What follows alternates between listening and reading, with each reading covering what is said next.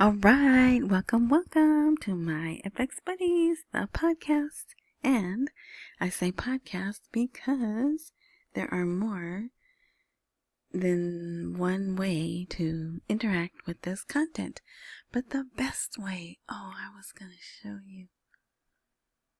Hold on. Well, anyway, the best way is to go to the blog. The free blog, right? And the blog is parked on myfxbuddies.blogspot.com, but that's too much to remember. So wherever you are engaging with this content, look for a prompt of more info, intro, description, something of that nature. You click on that and a box opens or a drop down and you'll see link to my FX Buddies blog or the actual link. You click on that and you are here at the blog. But there was one thing. Hold on. All right, I'm back. Okay. I just want to show you one little piece of a video. Okay. All right. So let me say, if you didn't see this morning, I did a special edition and it was a good one. But if you look at other sites by now, you may have already seen it. It was a article about CBI does historic project, removing the 0 zeros, right? Or project 00. So I did, it's 18 minutes and it's pasted here below. It's on this blog. It's at the bottom. If you missed it, you can click there. Plus, when this video is done playing, a little square is going to pop up that you could click and watch it that way. And you get two of me today. Wow. All right. And let's see, that's it. Yeah, so thumbs up, right? Thumbs up. Okay. So let's go. All right. So after reading that report, letter, article, whatever, I do want to point out there is no date in that video, okay? There's no date when it says, in that article, all right? It's not from the CBI, it's not from Sudani, it's a professor, financial analyst, whatever, that has a doctorate. But it's still exciting to see the words that are there. So definitely go watch that. If you have people who were down thinking this wasn't going to happen, it may help them, Okay, so now, on the heels of that article, came this one. The title here, which is still boring, Beyond Purchasing Power, Building Iraq's Fair and Sustainable Economy. I don't know what that is. This little plant thing. I guess I put it there, though. Whatever. But so here's the actual title. What comes after purchasing power and fairness in building the economy? And this is the guy who wrote it. And he is not. He's a silver-haired man. But I'm having trouble getting his picture. It's from a site that I don't go to often. Actually, I shouldn't say that. I go there every day. But it usually doesn't have anything worth talking about. And today they did, okay? So, yeah. But purchasing power, right, represented by the card. Okay, so let's make this bigger for those who are on mobile devices. The economy is a cornerstone of the modern civil state and key driver in achieving the principles of sustainable community development and maintaining a balance between economic growth and the effective management of natural resources to ensure their sustainability for future generations. Unlike us, where we just keep kicking down the can, like, let them deal with it. Anyway, among the most important principles of a national economy are enhancing purchasing power, improving living standards, achieving social justice, and distributing wealth equitably among all members of society, regardless of their diversity or geographical location, thus fostering positive growth, progress, and prosperity. Okay, so when I read that, I was like, you know what? Maybe they are talking to the people about purchasing power. And I say maybe. Only reason I say maybe is because I'm one of those, I have to see it to believe it. Like, for those of you who are familiar with Doubting Thomas, I call myself Doubting Tish. Okay? Prove it to me, baby. But there's certain things I know that are just not going to be put in an article that I could see until after, right? But yeah, so seeing this guy who is, I believe he is like a financial analyst or something, and you can see how long the article is and the level of vocabulary, right? He's a smart guy. So it is long. I don't expect everyone to read this, but here, pillars of the economic system. Establish the foundations of community work to protect, right? Support for the national economy. So if you just scroll through here, I bolded things that may catch your eye, right? Economic forces, political tools, and social orientations take the economy as an important tool in strengthening the social structure of peoples and determining their future paths by drawing up the tools of their needs in aspects of progress and prosperity. Through many developmental programs, realistic ideas, research centers, and he goes on, strengthening the spirit of giving and creativity among the sons of the nation. See, so he's, well versed in the way an economy should go, right? What a healthy economy would, net to society, right? So yeah, it's interesting, but like I said, I know not everyone's going to read it because it's so long. And then he keeps talking about paths, and that's what they're talking about. Here is accelerating pace, right? Addressing unemployment, increasing income. So it's very positive. It's a very positive article. And like I said, especially coming on the heels of the other one, I thought it was great. So here's the last couple of words. Look, this is one paragraph. I'm like, don't they know about oh no, here it is. Here, it starts here. Run-on sentences. But, let's see. It provides ample space for the establishment of production units of factories and plants and establishes an industrial and commercial renaissance that helps to support and reinforce orientations based on respect for the choices of the people and their national will, achieving their goals and preserving the independence of their homeland, far from all the procedures, means, and plans that international and regional interests seek to use to dominate the destinies of free peoples, exploit their wealth, and control their future. So who's trying to do that to them? Dare I say? Nope, I'm not. But I think you know.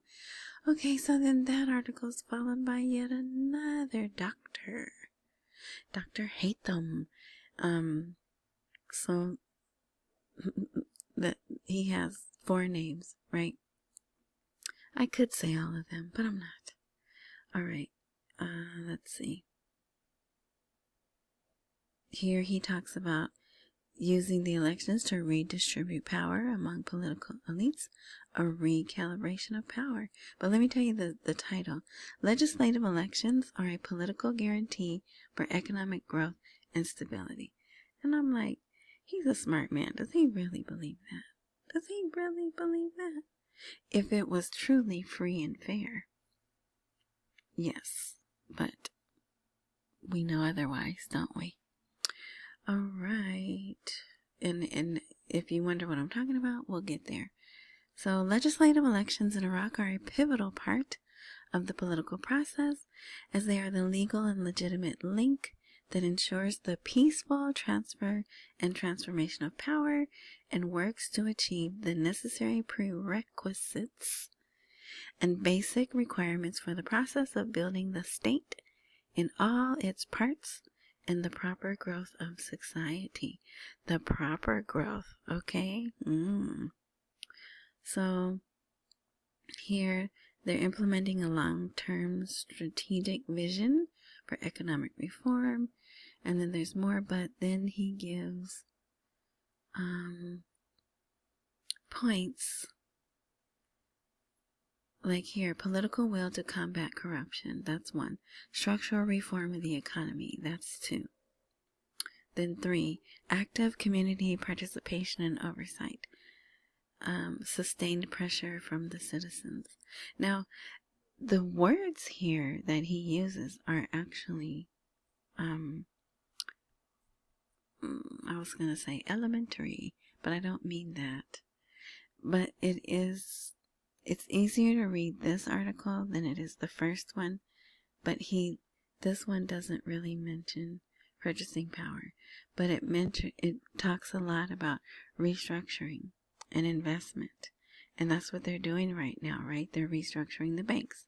They're restructuring the monetary policy, the financial policy, and hopefully the money, right?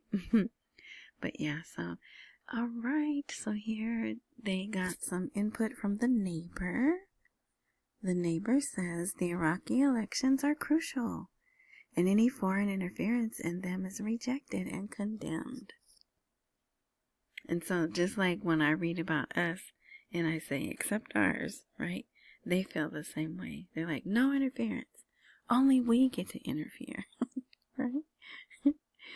So they too feel that this Iraqi election represents a crucial juncture for determining the future of the Iraqi people. So that's a short article. You could read that. An economist says approving the 2025 budget after the elections will be difficult due to political disagreements. I forget what this image is, but does this sound familiar? I always laugh because his last name is Antoine. He's an economic expert and his name is Basim Jamil Antoine. So he said on Monday that there's going to be political disputes even if they try to pass the 2025 budget schedules after the elections. It's not going to happen. But he could be wrong, right? Because just yesterday we had someone who said it could happen, right? So it just depends on how they feel. Alrighty, so here's the article that the image that I have there goes to. With over 16 million users and 50,000 merchants, how does KeyCard demonstrate that Iraq has become a significant player in digital payments? So every day they're going over the digital payment thing. I'm not going to read this because it pretty much says the same thing. Actually, what it seems like is, if you heard me talk about how Iraq was here in Vegas, baby, it was called Money 2020 USA. I think Money USA 2020 or something like that. But it was a convention for current and future, things, digital, blockchain, distributed ledger technology, all that stuff, right? It looks like someone took that article and wrote this article. So, yeah. But if you missed that, then you could read this. But see how it says, one of the most important reasons for the success of the electronic payment experience in Iraq is the high level of digital trust among citizens. So, when I think digital trust, I think of blockchain and how they say you don't have to trust who you're involved in the transaction with, because the blockchain, that was my phone, the blockchain has so many checks and balances that it's, as long as you have the digital trust, you know you're not going to get cheated, right? All right. Okay, so let's see. Yeah, so it's mostly about a cue card. But anyway, so here are the ways to support, but I think I covered this enough. I covered this enough today. But I do want to say, look at that. You have limited time to get the best deal on the coin. And thank you to those. Okay, so make sure you put your, when you're making your profile, make sure you put your email address correctly, because emails are going to come out and in 2 weeks or maybe less, the one that's going to talk about the wallet is going to come out, and you're going to need to receive that. You're going to need to get that. But you don't need anything right now because it's in the pre-sale. You just sign up, pay at least $30, buy at least $30, and you get 60,000 coins. But if you use my referral link, you'll get 65,000 coins, and I'll get 5,000 coins. Okay? So yeah, so you know, here's all the ways. Oh, I have to say thank you to R. Fox, who had sent me a little gift in PayPal, and I forget to check PayPal, so it was sitting there for a whole month, just about. So yeah, but I do appreciate any support. The comments, oh wow, the comments on the special edition, some of you guys are like right on it. You can tell, it's evident you've been studying this whole process for quite some time, and I thank you for leaving your comments. All right, here's another article. I love this image. And for those of you who are just listening, it's like a little tiny shopping cart made of gold, and then there's gold bars in the shopping cart. Then there's gold coins shimmering all around the little cart.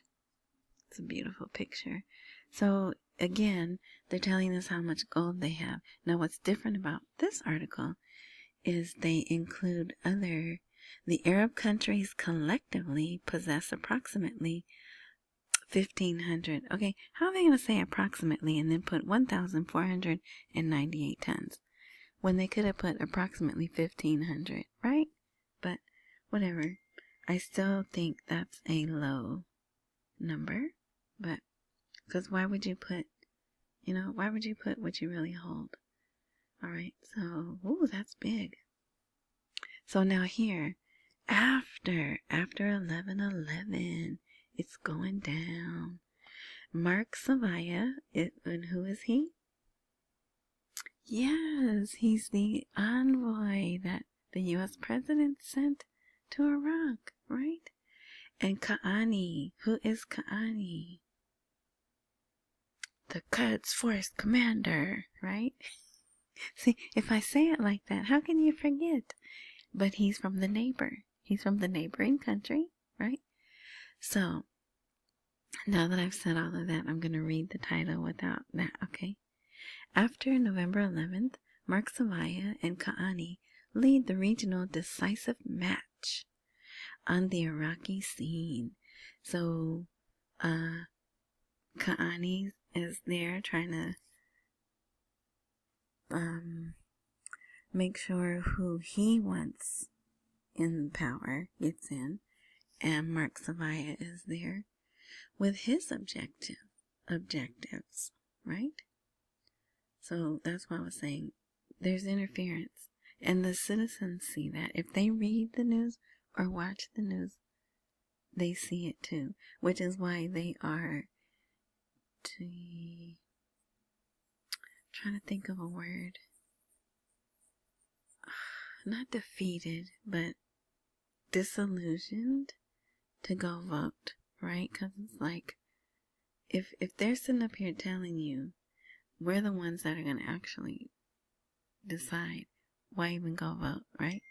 But they will.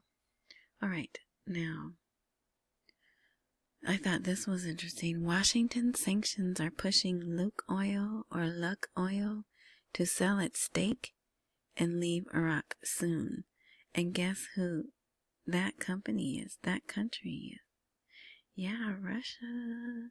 So we're just pushing out everybody. We pushing out China. We pushing out Russia. Who else? Oh, of course the neighbor, right? But some articles say that Russia's actually happy to get out of Iraq. But I don't know if that's true. But whatever, they got a save face. If you're defeating me, am I really going to say, oh, you got me? No, right? So we'll see. All right, we're almost done. So, what is this? The president, Abdul Latif Rashid Jamal. I always leave out Jamal. Abdul Latif Jamal Rashid. He gave a speech, and no one really cared. No, just kidding. It was a 5-minute speech. Sorry, that's my phone. It was a 5-minute speech, and look how short. So this is what they felt was important enough. Or, I shouldn't say that. This is what they were willing to put in writing to let us see. And he pretty much said the same thing. Sadani said, electing is a national right and duty, and the presidency has worked to support all parties concerned with implementing this national entitlement to ensure its integrity and transparency. Now, this was interesting, though. The president concluded by affirming that the presidency will continue to support the upcoming House of Representatives in enacting important laws that activate the articles of the Constitution and complete the institutional building of the state on solid foundations of justice and citizenship. So here's a better picture. So this one was so far away, but it shows the splendor, grandeur, and I don't know what building. So he has his palace, right? He's the president, and he's a Kurd. The president is always a Kurd. So that's the presidential palace. And guess what? He had some little music when he came out, when he was walking up to the podium. And then these people here, whatever they are. But this was better. You could see it up close. All right. Okay. On election night, Sadani visits the Coffee and Book Cafe, and he meets with candidate. Oh, is that who that is? Okay. So then they actually took questions from the people that were there, and I wanted to show you that. Okay, let's make it big.